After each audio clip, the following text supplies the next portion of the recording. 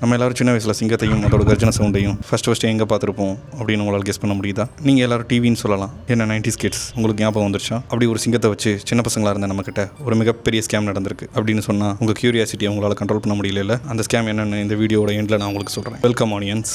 சின்ன வயசில் Tom and Jerry பார்க்காத 90s கிட்ஸே இல்லைன்னு சொல்லலாம். அப்படி இந்த டாம் அண்ட் ஜெர்ரியோட ஒவ்வொரு எபிசோட்லையும் அதோட பிகினிங்லையும் MGM ஃபிலிம்ஸ் பிரசன்ஸ்னு சொல்லி ஒரு ட்ரேட்மார்க் லோகோ ஒன்று வரும்.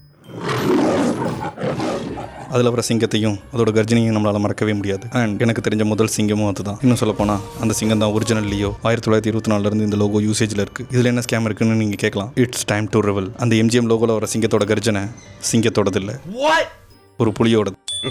எஸ், ஆரம்பத்தில் அந்த லியோ சிங்கத்தோட ஒரிஜினல் கர்ஜனை தான் அந்த இன்ட்ரோ வீடியோவில் இருந்தது. ஆனால் லேட்டராக கொஞ்ச நாள் கழிச்சு சவுண்ட் இன்ஜினியர் மார்க் மேங்கினி அந்த சிங்கத்தோட கர்ஜனை அந்த லோகோ இன்ட்ரோ வீடியோக்கு ஆப்டா இல்லைன்னு அதோட மெஜஸ்டிக் பத்தலைன்னு சொல்லி ஒரு புலியோட சவுண்ட் அதுக்கு மேட்ச் பண்ணி ரெடி பண்ணி வச்சிருக்காரு. இது தெரிஞ்சதுக்கப்புறம் என்னோட ஏமாற்றத்தை என்னால் ஏற்றுக்கவே முடியல. என்ன மாதிரியே நீங்களும் இந்த விஷயம் தெரிஞ்சோன்னே இந்த ஸ்கேம்னால பாதிக்கப்பட்டிருந்தீங்கன்னா உங்கள் நேமை கமெண்ட்டில் சொல்லுங்கள். அண்ட் டாம் அண்ட் ஜெர்ரியோட மிகப்பெரிய ஃபேனாக இருந்தீங்கன்னா இந்த வீடியோ லைக் பண்ணிவிடுங்க. அண்ட் மறக்காமல் சப்ஸ்கிரைப் பண்ணிவிடுங்க. பாய்.